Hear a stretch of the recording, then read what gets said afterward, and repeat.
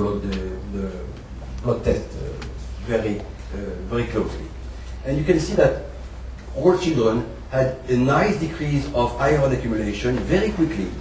Early on, after 2 months, really, the iron has decreased markedly in all children. And this is the individual cursor. And this is an interesting plot that is very familiar to hematologists, and they knew that for long. This slide shows that the higher the iron accumulation at onset of the trial, the higher the extraction. When you start high, you extract much.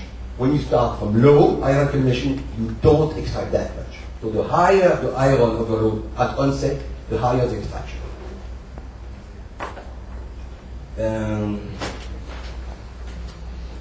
So the nice story about this trial done last year is that Deferiprone can remove readily brain iron from that nucleus as compared to pre-trial individuals.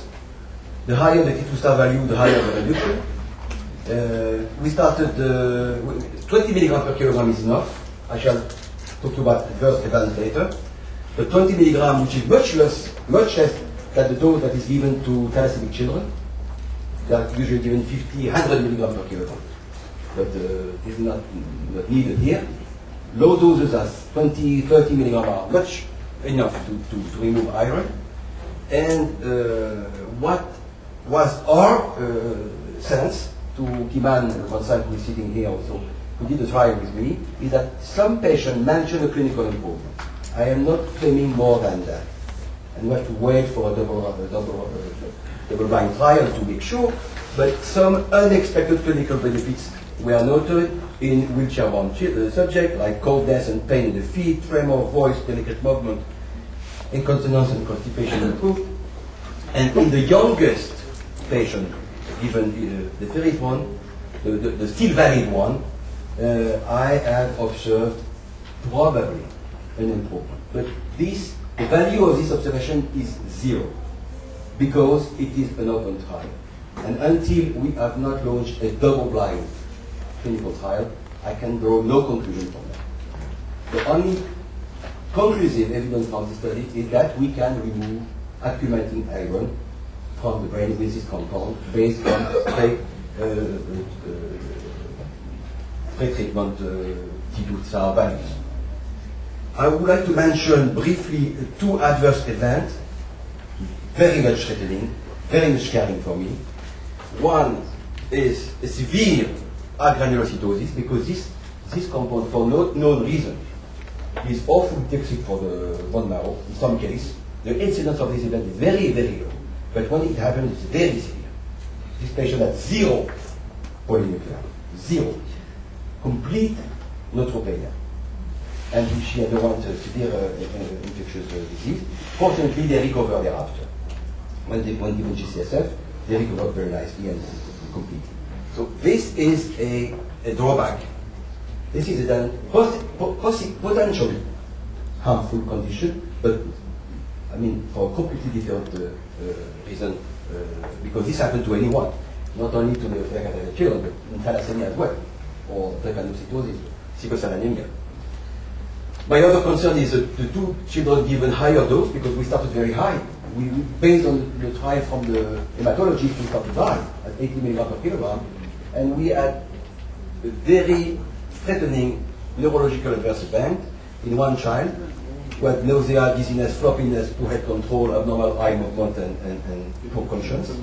And this has been ascribed to possibly the inhibition of enzymes needing iron, and that are mandatory for the normal functioning of the CSF. And one possible enzyme, candidate enzyme, would be the monoamine oxidase or tyrosine hydroxylase or tryptophan hydroxylase that are also iron dependent. And one can conceive that if this patient is in fact iron deficient, he's accumulating iron in mitochondria, but they might be deficient in iron in other compartments. So this is why I was talking about miscompartmentalization. There might be an accumulation in one particular compartment and a deficiency elsewhere. conceivable, and this has been reported in the literature, that by giving high doses, we have triggered an enzyme deficiency if we remove too much iron from iron deficient patients. Now, where are we? This is the last slide, I think. So we have started, because this was a monocentric open trial, we have decided with our colleagues present in this room that we are going to launch a multicentric double-blind trial aimed to the goal of testing the efficacy of this compound. So the trial is based is a multi. Ideally, if I was able to repeat the test, I would do probably a 2-month trial with antioxidant, and I would follow not only the start but also the neurological parameter, of course. But due to the rules in America, we are not allowed to test two compounds at once. So we are not allowed to try the Deferiprone along with another compound like Deferiprone or any other antioxidant. So the principle of the trial would be to test only this compound, only Deferiprone. So the patient will have to discontinue independent for the time of the trial. But this I am not scared about, because I have had several ladies, pregnant ladies, and I have to discontinue independent during the time of pregnancy, and they overcome very nicely. They fought it very nicely, and after 1 year, the heart was fine, and we put them back to independent after delivery. So I am not scared to discontinue independent for 1 year. So we shall have to do that. It will be a double-blind multicentric trial with 2 groups in America, the group of Susan Perlman in Los Angeles, the group of David Lynch in Philadelphia, the group of Tony Shapira in London, the group of Massimo Pandolfo in London, and our group in the UK.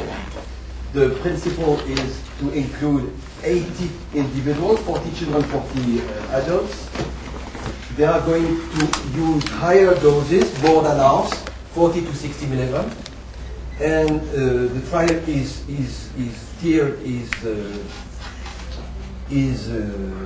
steered by the company that sells the compound. This company is called Apo Pharma from Toronto, Canada. Very professional. Several of us were there in Philadelphia last week. Very professional in the management of the trial. And what they ask from us is to discontinue Idebenone for the time of the trial. And the endpoints would be purely clinical endpoints. The 25-foot walk, the ICAR/FARS scale, and of course the pegboard.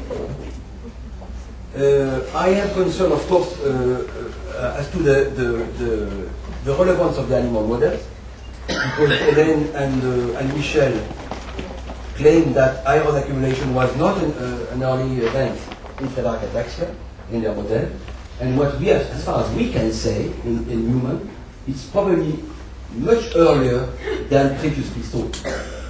Just to remind you that. So maybe the knockout mice model are not completely optimal for us, for human trials.